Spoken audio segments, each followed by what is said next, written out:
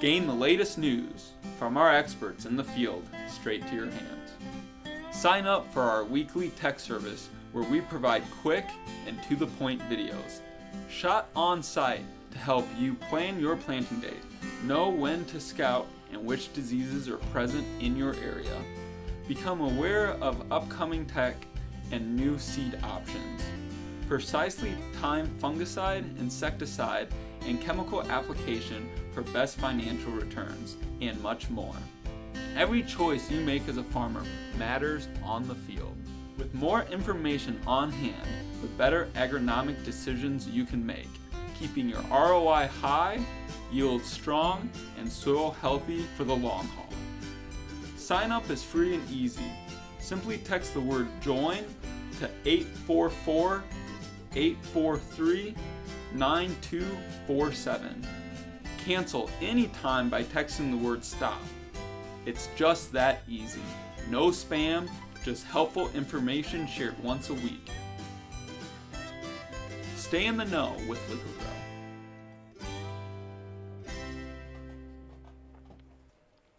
Hi, I'm Katie Hess, Sales and Marketing Director here at Liqui-Grow.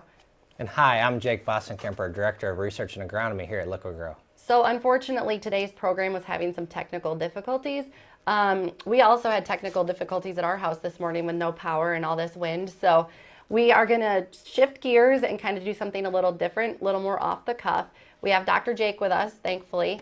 Jake, this is one of the best things about you is we can pull you in off the cuff and ask you a bunch of questions. We'll see, Katie. We'll see. Yeah. So if you do notice any blurriness or if it gets real choppy, we are currently recording this and we'll get this back up here. And we also will get our stress video up as soon as possible.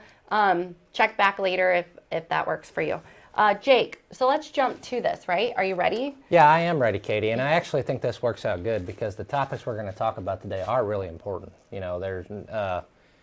We talk about a lot of great stuff, but we can never get to everything that's really important. So that's okay. I think it'll be good information. Yeah, and once again, if you have any questions that you'd like to ask Dr. Jake, throw them in the chat. I have them here in front of me. I'll be watching for that, or send them to the email at questions@liqui-grow.com. Jake, so here's the first question. What do you think agronomically should keep a farmer up at night? Katie, I think that it's hard to wrap your head around this, but pest resistance to agronomic management practices or agrochemicals should be the thing that keeps farmers up at night. So insects and weeds. Insects, weeds, fungi, nematodes, all those things are becoming resistant to our chemical applications or our management. We always talk about soybean cyst nematodes, so let's leave that one till the end. How about weed resistance? Let's start there. So I think that, weeds there's many weeds that are becoming resistant to herbicides, but let's just kind of, for today's talk, we're going to keep it a little bit brief. Let's just talk about water hemp, okay? So, we know that water hemp is resistant to glyphosate, resistant to PPO inhibitors, resistant to atrazine, becoming resistant to HPPD inhibitors, and recently I heard that there was water hemp populations resistant to Liberty, and we know that there's populations of water hemp that are resistant to 2,4-D and dicamba. That's 7. And that's almost all of them we use routinely, Yeah. almost. I was counting that 7 you just named off. Now, to be fair, not all water hemp are resistant to all those herbicides at the same time. That's not the case, right? But many water hemp, almost all water hemp are resistant to glyphosate. Oh, ALS inhibitors, forgot those. All water hemp are pretty much resistant to ALS inhibitors. All water hemp are pretty much resistant to glyphosate. You had asked me this morning, because I had mentioned, water hemp are becoming resistant to atrazine. And I actually looked up a study from University of Nebraska, and within their populations in their state, 40% of the populations were resistant to pre-applied atrazine, and somewhere between 60 and 75% of the populations were resistant to post-applied atrazine. So that's telling me that there's probably a lot of water hemp out there that are resistant to atrazine. So that leaves us with 2,4-D, dicamba, HPPD inhibitors, but we also know from some Iowa State work that water hemp are becoming more resistant to HPPD inhibitors, right? Like Callisto, for example. So that leaves us with dicamba and 2,4-D and Liberty, right? So this should be a concern because there are no new herbicides in the near term, new modes, sites of action that are going to help us out. And we've pretty much bred in about every trait that we can to make our crops resistant to herbicides, right? Okay, Jake, I'm going to pause you there. This is off the cuff. Let's see how good your knowledge is off the top of your head, right? Sure. For the folks at home, water hemp, why does it build resistance so fast? Well, it's a C4 plant, number one. Which means? Which means that C4 plants, they pump CO2 around an enzyme called ribisco, and basically you can look at it as they have a supercharger, like a supercharged diesel engine, or they pump carbon dioxide around ribisco, which is the main enzyme that fixes CO2 into sugar. Okay, so that just means they're super productive. Like corn is a C4 plant, soybean is C3. So think about how productive corn is relative to soybean, right? So that's the difference. They're also like open pollinated, so they can spread their genetics around really easy. So the pollen goes up in the air, and if this population of water hemp is resistant to XYZ herbicide, it can easily spread its pollen to another field, and then those fields will become resistant because of the cross pollination. That's two of the main reasons why water hemp are so easily can become resistant to weeds or herbicides so easily. Okay, so are there any good options on the market? This sounds pretty doom and gloom on water hemp. What's your couple of quick go-tos? I think that, a lot of these studies that have confirmed resistance to XYZ herbicide are often done, not always, but oftentimes they're done alone. So when you're using an HPPD inhibitor, together with atrazine, together with a nails inhibitor, when you stack these modes of action, you're going to find that, yes, you can still effectively control water hemp. So right now, stacking modes of action is really important to just make sure you get control of the water hemp. The other thing that, kind of recently has come to light is that there's an old herbicide. It's called, the new variant is called Tough. I don't think it was called, that's the trade name, Tough. I don't think it was called Tough in the 70s, but it's called Tough today. And it is, it's a photosystem 2 inhibitor, that's the same thing that atrazine is, but Tough uses a different site of action. So water hemp that are resistant to atrazine, for example, probably are not resistant to Tough because it's a different site, okay? So if you think you have water hemp like in a seed production area, if you think you have water hemp that are becoming resistant to HPPD inhibitors and atrazine, flipping out the atrazine for maybe adding the Tough along with the atrazine and the HPPD inhibitor would give you another site of action and help you get better control of those water hemp, as an example, okay? The other thing to think about would be, don't use 2,4-D and dicamba in your corn and then go and use it in your soybean too, right? I mean, we got to think about saving the dicamba and the 2,4-D. Right, because just because you're switching crops doesn't mean we're switching weeds. Right. Yeah, I mean, so, right now 2,4-D and dicamba is an option in corn, and it's also now an option in soybean, so we just need to be careful about now not using that repeatedly. So switch Liberty in there.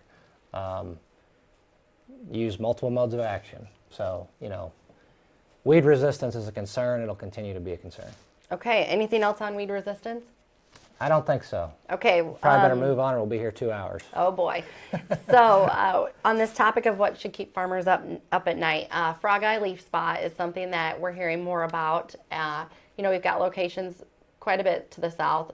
Sometimes that's kind of a southern thing. Yeah. But it seems to be creeping up. Would you say it gets up to Interstate 80 now? Oh, yeah, it can. I mean, so frog eye leaf spot for us is a 1 in 3 year thing, right? I mean, so it's not every year. But the problem is, Katie, when we get it, it tends to hurt soybean yields pretty good because soybean breeders at this latitude, that's not on the top of their radar. They're not focusing on resistance to frog eye leaf spot because it's not an every year issue in Iowa, right? So just to remind Even the in folks, northern Illinois, though, if you get up to like Yeah, 80 or so, we yeah. never really saw it. Yeah, I mean, it's not an every year deal. I've seen it since I've been here on a couple different occasions, for sure. I mean, like, when I say see it, it was here and fairly bad on a couple different occasions, but only a couple times. That being said, if you get it, the thing you have to think about is, because it travels from the south to the north, you know, in Arkansas, the Boot Hill, they have to treat, you know, maybe 2 or 3 times a year for frog eye leaf spot, right?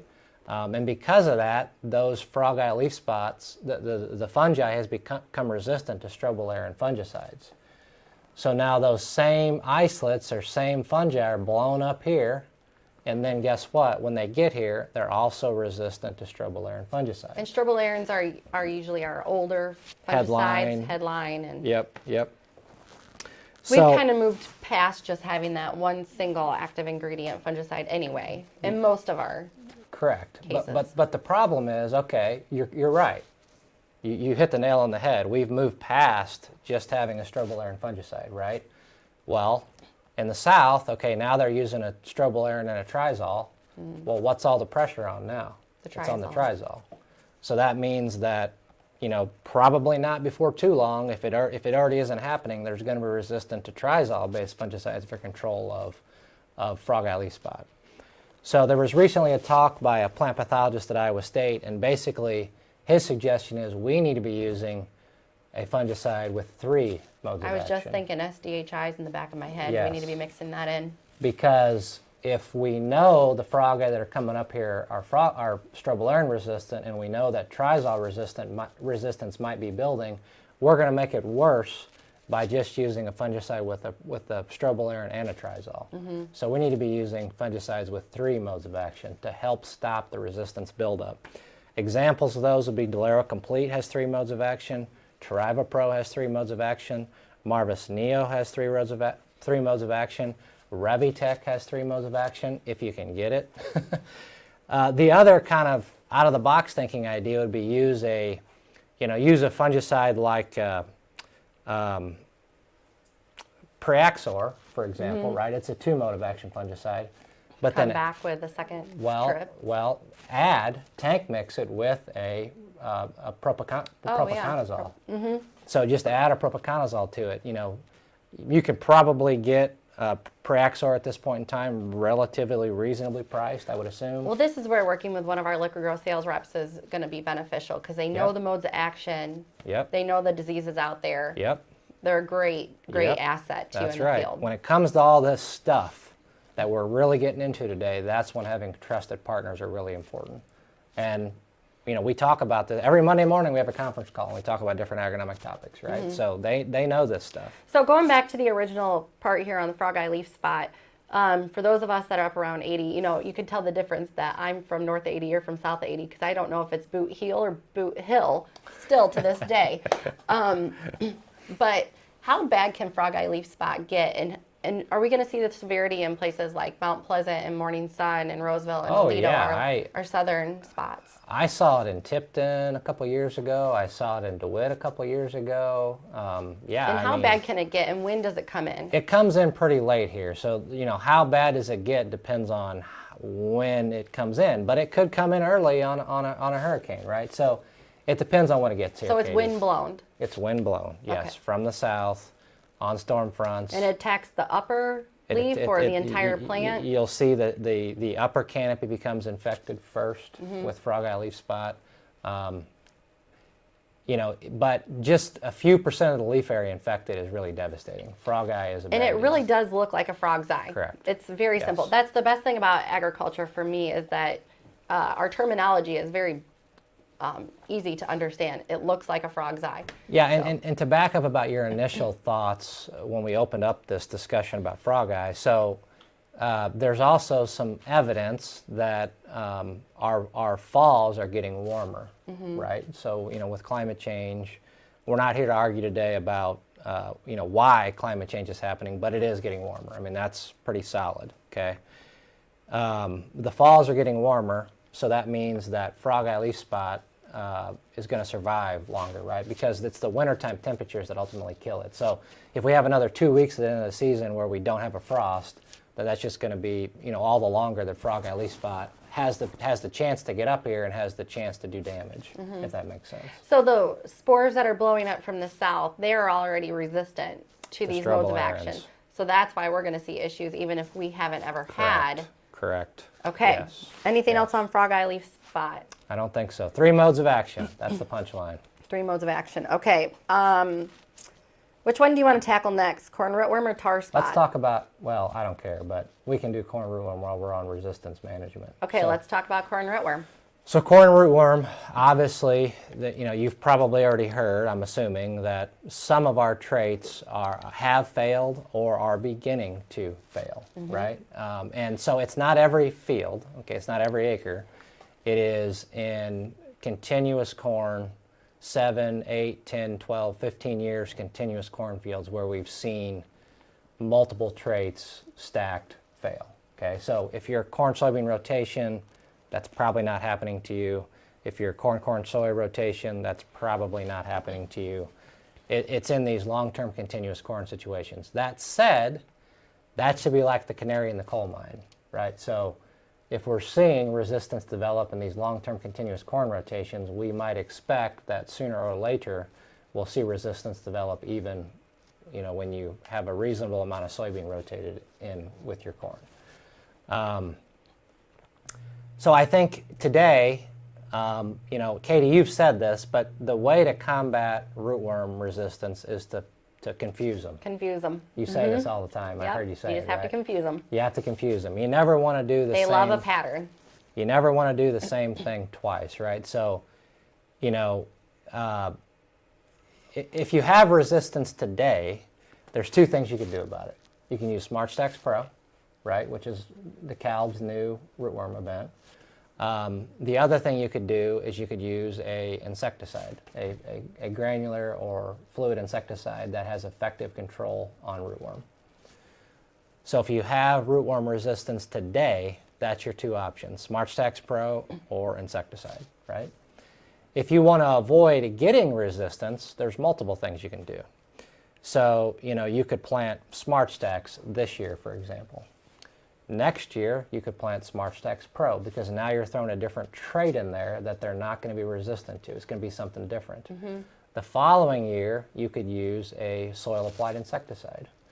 By the way, BASF is just launching a new liquid insecticide called Nerisma, and it is a new, I believe, site of action. I believe I'm saying that correctly. We're actually going to learn more about that next week at a couple of meetings that we're hosting for some growers, right? Correct, we are. So yep. once again, if you'd like to know more about Nerisma, talk to one of our Liqui-Grow sales rep. We've got some information. Yes, and if you are seriously interested in that, there's a very, very limited supply, so I would have that conversation. But the nice thing about Nerisma is,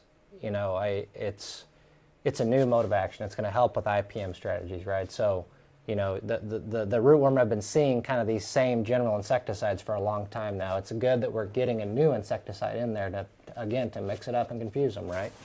So, to avoid resistance, switch up the traits. So SmartStax to SmartStax Pro, back to insecticide, and then it'd be good to throw a soybean crop in there, I was just thinking rotation, right? Rotation is the best way to avoid resistance buildup.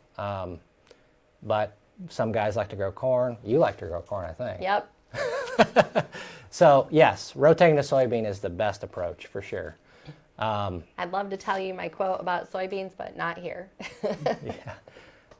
So yeah, if you have resistance today, going to SmartStax Pro or using an insecticide would be your only options.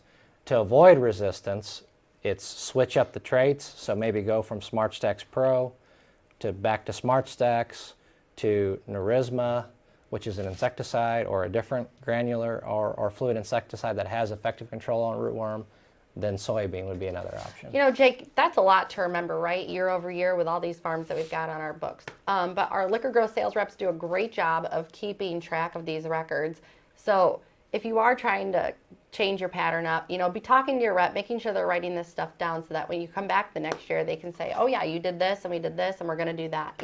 Have this plan. Yep, and Katie, that's right. This is a long game strategy. You need to be thinking about the long game. And Well, farming is a long game. Farming is a long game. And the other thing to think about is like when you rent a new piece of ground, what information can you get about past management, you know? Okay, this is off the cuff again, but we have things like Pattern Ag now that can do some of this testing for us. So if you Yep. are renting a new farm, is this a good option for you? Right. Yep. I mean, so if you want to know what the historical rootworm pressure was and you have no record or no way to know what the rotation was, one thing you could do is you could sample for the presence of rootworm DNA, and they can basically relate that to what the population might be, right? So that's a great point.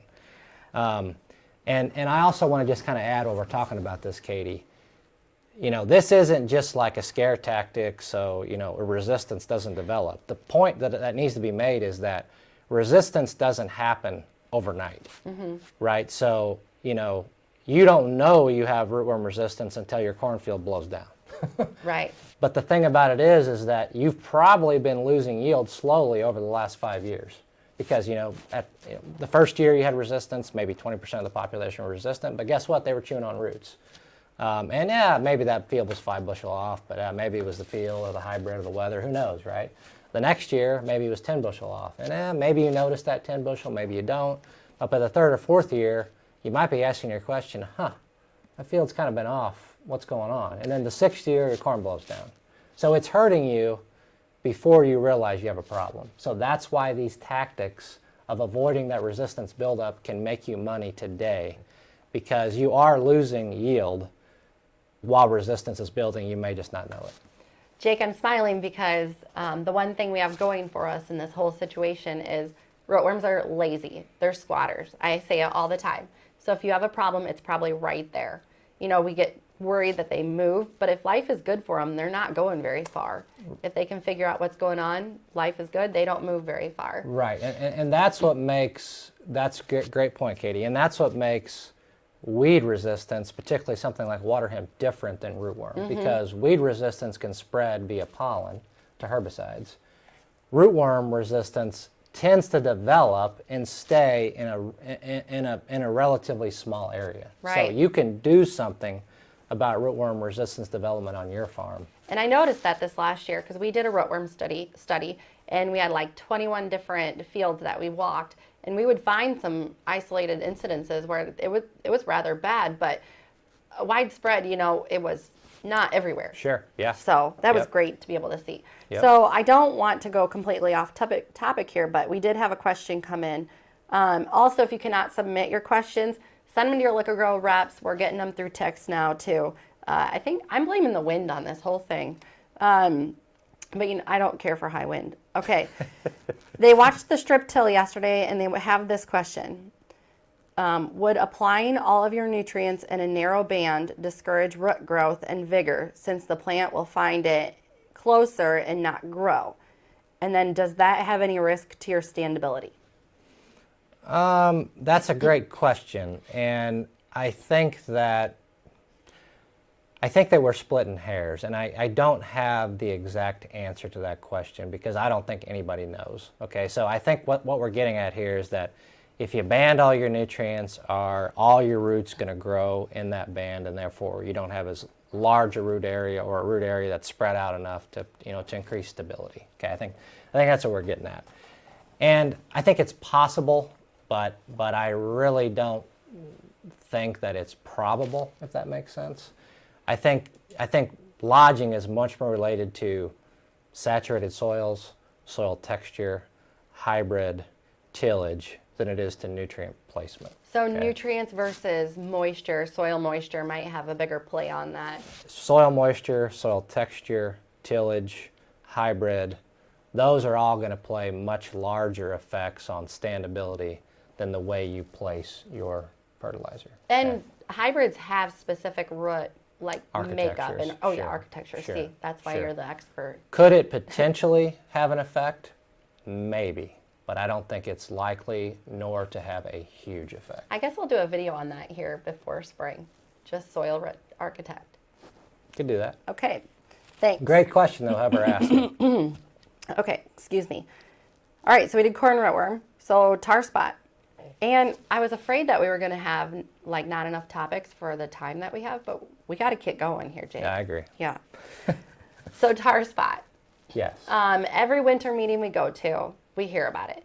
Especially when we get to some of our fringe locations. I don't want to call them fringe like they mean any less, but fringe from where the tar spot epicenter began, right? They're starting to see a lot more tar spot, maybe here locally to Quad Cities.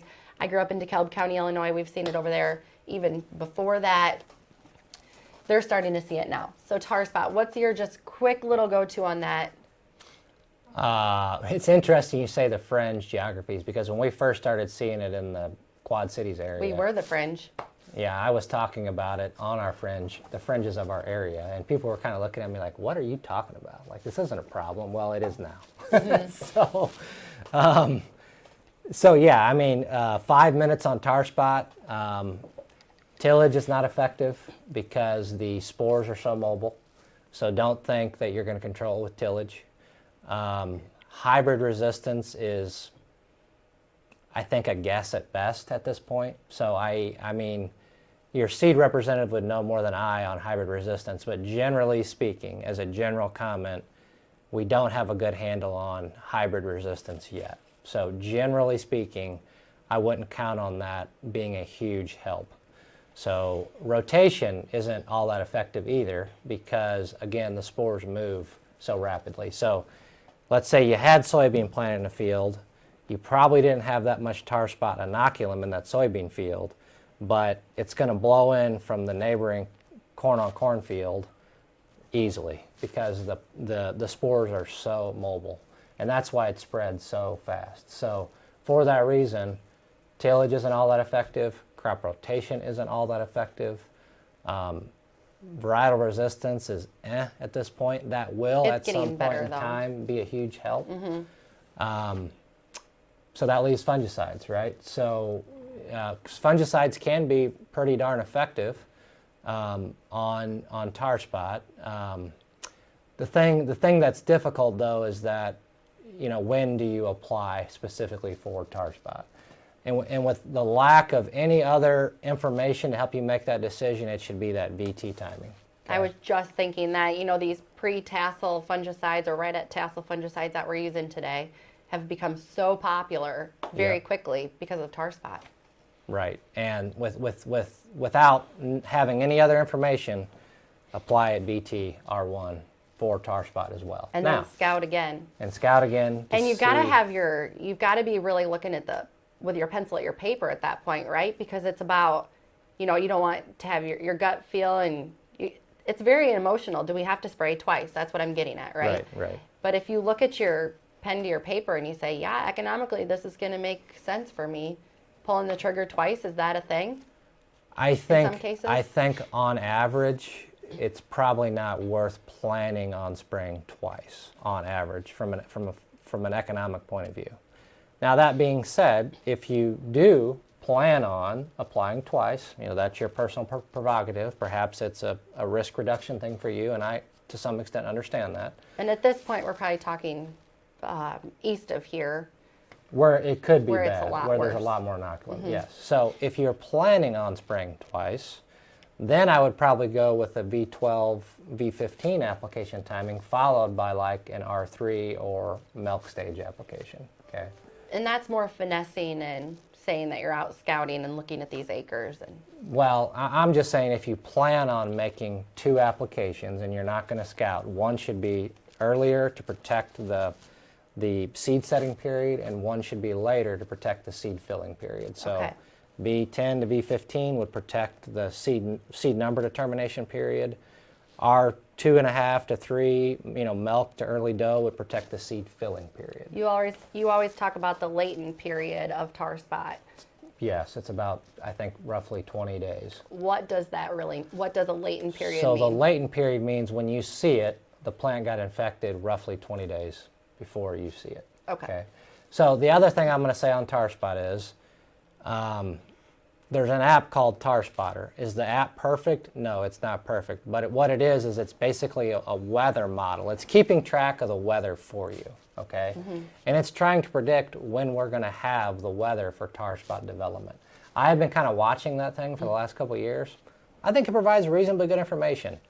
It's not always right, but I think it provides reasonably good information. And if you want to try to time a fungicide application, it's either going to be intensive scouting or it's going to be using the Tar Spotter app. Okay. If it is choppy on your end, we recognize that. We're having some internet issues. I'm blaming it on the wind. So check back later. We will upload this and it'll be less choppy at that point. Jake, we had a question come in from a farmer. What's your best recommendation for ALS and glyphosate resistant giant ragweed? ALS and glyphosate resistant giant ragweed. And it doesn't say if it's for corn or for soybeans. So in corn, that's pretty easy because we have 2,4-D, dicamba, HPPD inhibitors. In soybean, let's see, we got ALS resistance and glyphosate resistance. In soybean, you could still use dicamba. Well, now you can use dicamba or 2,4-D. So that's a great option. Liberty's probably not going to be super effective. I would probably plant, enlist or extend beans, and the 2,4-D and the dicamba ought to clean it up. Go early. Yes. Yeah. Okay. Winter temperatures and bugs. I was talking to you about this last week. We have some warm weather, then it gets cold, and I see some bugs emerge, and then, we see some flies flying around, and then pretty soon they're dead. Are we killing bugs with these weather patterns we're having? I'm not going to get too in detail about the specifics of the weather we've had because, as tomorrow. We're going to have a whole talk tomorrow about the weather and the weather outlook, which was really good, by the way. It was really good. I'm glad that we, Justin, right, Gleason? Dr. Justin Gleason. Yeah, he's good, I think, and he's newer to the state, and he did a nice job. But anyway, I'm not going to get into the details, the extreme details on the weather, only to say that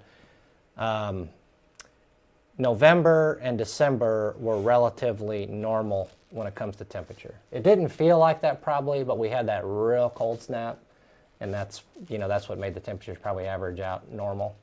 But January and so far in February have been quite above normal, like 4 to 5 degrees above I know. normal. I bought a new winter coat this year, and I was super excited to wear it, and I've worn it like 3 times. So it's definitely been warmer. You don't count on that. I'm good. You've been with wearing the warm. yours since I'm good with the October. warm weather. I don't like the cold. I mean, it's been know. great. But no, so since it's been warmer on average, particularly in January and February, that could mean some insects will be worse potentially in the 2023 growing season. Off the cuff, I think about stink bugs. Stink bugs, winter survival is dependent on winter temperatures. I think about bean leaf beetle. Bean leaf beetle survival is dependent on winter temperatures. Maybe corn rootworm, although generally speaking, winter temperatures don't have a big effect on their overwintering survivability, particularly given we had a dry fall. They probably laid eggs plenty deep in cracks. I just don't think that the winter we've had is going to dictate rootworm survivability that much. It's talked about some, but I don't think it's going to have a big effect. What about all the rain that we have in the spring or even this winter? Usually it's snow. Correct. Snow melt. Yeah. Would rain drown them out? You hear people talk about that. Yes. So when they're in the egg stage, no, saturated soils will not drown them out. But when they first hatch, saturated soils will drown them out. So the best predictor, unfortunately, a good predictor of rootworm population severity is how long were the soils saturated during early larval development. So we don't know that yet. So basically, we don't know on the bugs yet. Well, we don't know on the. I do think it's possible that stink bug and bean leaf beetle could be worse in the 2023 growing season because of the warm weather. But rootworm, I don't think the weather has changed rootworm survivability. Okay. Yet. All right, and on to your favorite topic. We're kind of getting close to the end here. Soybean cyst nematode. So this goes back to the whole thing of, I mentioned about rootworm. You don't think you have a problem until all of a sudden you're asking the question, why is that soybean field 10 bushels off? But the truth is you do, right? So talked about this somewhat extensively, but just to kind of review, PI 88788 is the soybean cyst gene that we've been using for 25 years now. And with time, it's becoming resistant. Soybean cyst nematodes are becoming resistant to that gene. So 25 years ago, the soybean cyst nematode, the PI88788 gene had great control over SCN, but with time, we're seeing that gene start to fail. And I don't have the data here in front of me, but roughly, we have double the egg survivability today that we did 25 years ago. So it is failing. And it's probably failing in your field. To what extent, I don't know, but I'm sure you're somewhere on that curve where it's not as effective as it used to be.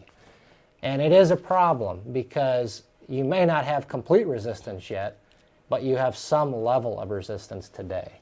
And it's just going to get worse with time. Jake, I've just been thinking about this, right? And so we talk about this all the time. So if you're willing to give up 10 bushels to your soybean, no big deal. If you're willing to live with it. Yeah. But when you look at the soybean boards today, Yep. should we really be giving up those 10 bushels? No.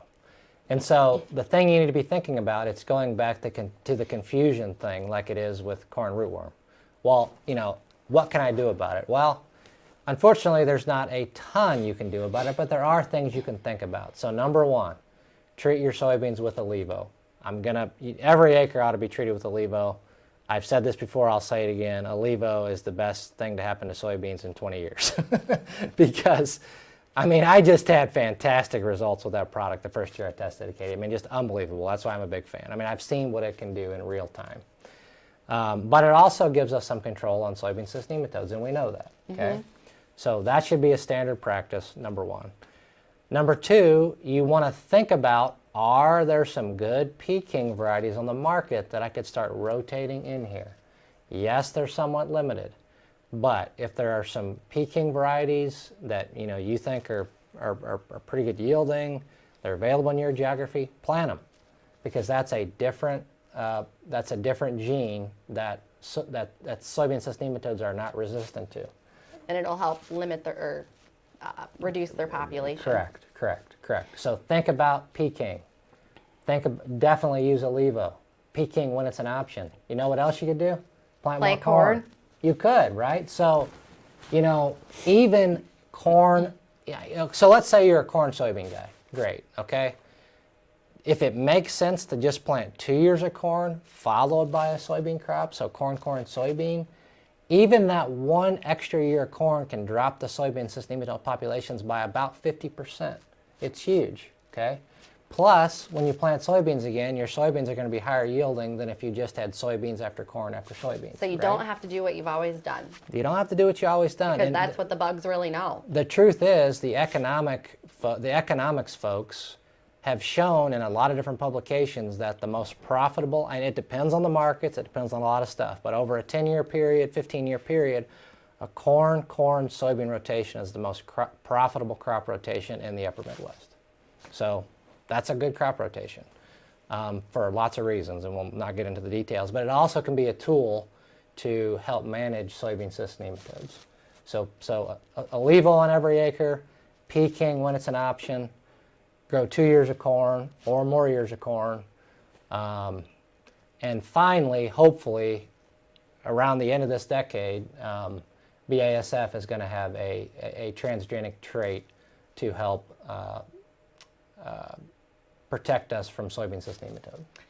Okay. Anything else on soybean cyst nematode? Probably not. I got one. So if no one's ever watched anything on soybean cyst nematodes before, how do you even know if that's what's causing some of your yield? Or why would you even know? It's kind of an invisible thing. Absolutely. So should we just go grab some soil probes and yes. Should we grab, is Pattern Ag, we're working with them a little bit. Yep. What do you do? You can, the best time to test farms in the fall. You can send those samples to Midwest Laboratories and they can count the eggs by estimation. Or you can take soil samples and send it off to a company like Pattern Ag, and they can basically look for the DNA signature of the soybean cyst nematodes, and they can correlate the amount of DNA signature to the number of potential soybean cyst nematode eggs. So in today's data-driven world and everything that's at our fingertips in this progress, we should be utilizing some of this stuff and just looking at our fields overall. Absolutely. What's out there? Absolutely. You know, yes, if absolutely. we've never done this before, try it. Yeah, the first question you should ask yourself is, what are my soybean cyst nematode levels like? That's the question number one.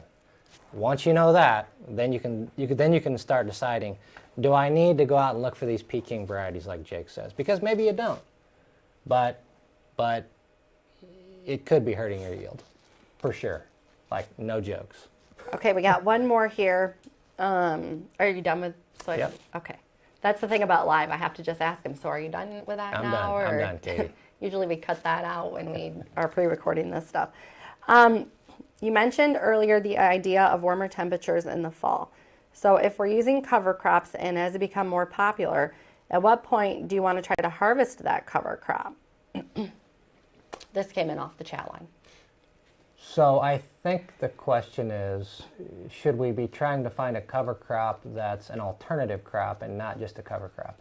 And if this person wants to text back and confirm that, but I think what they're asking, Katie, is, they said, at what point do you harvest a cover crop? So I think what you're getting at is there another crop. So for example, we plant, let's say, pennycress after corn, right? So pennycress is an oilseed crop, and at the current time, there's trying to be a market established for pennycress oil. You would plant that after corn in the fall. You would harvest it as soon as possible. And try to plant soybeans? Into June, early June. And this is kind of these are a lot of the questions I have, is when can you get that stuff harvested? Because that's really important. And then you plant soybeans. Today, right? Jake, is it where we live in this upper Midwest? I know that Liqui-Grow, we've got, we basically cover from Minnesota down to Missouri. So this is a general topic here. We just don't have the capabilities to get that crop off soon enough and actually plant our corn or our beans and be... Right, it's a struggle. So and hit those high yields that we're striving whatever for. we have, if there is a third crop that gets added to the rotation, it's got to mature early. Mm-hmm. That's the bottom line. And there's another oilseed crop called camelina. Mm-hmm. And there's also a market trying to be established for it. It's earlier maturing, has better winter survivability. I wouldn't be surprised if that's not the oilseed crop we would end up growing in this geography, if that ever happens. This is a little bit of a crazy idea, but I got to talking to some folks in southern Illinois a couple weeks ago, but people are trying. It seems like there's more interest in after wheat soybeans. Have you noticed that? Yeah. It's risky. It's really risky. And it's because the wheat gets taken off too late. But one idea would be try flying on the soybeans when the wheat's still growing. Something to play around with. That's some farmers down southern Illinois are telling me that's what they do when they, can't get their wheat off when they have time. And they say it works reasonably well. It'd be worth a shot. We're thinking outside the box here. Sure, that's what we always have to do. That's what makes right. progress That's happen. what farmers are good at. Yeah. So with that, that's a good note to land on. That's what makes progress happen. Trying these things and doing things we haven't done before. Because if we don't do that, how are we ever going to know? Yep. So, thank you for being here today, Jake, and thanks for being able to go off the cuff. Maybe this will be a new thing for us. We're really sorry if it was choppy on your end. We'll be sure to make sure everything is edited and put up onto the YouTube channel, and hopefully you can like and subscribe. And once again, on Friday, we're having our live in-person event with soil health panels. So if you'd like to join us, talk to your Liqui-Grow sales rep or go to our website, www.liqui-grow.com, and you can sign up there as well. And then starting next week, we're going to have 3 live in-person events. The first one will be out towards Iowa City. The second one will be up in Clear Lake, and the third one will be north of DeWitt in a town called Welton at Buzzy's. So join us at one or all of those. We'd love to see you. Thanks. Thank you.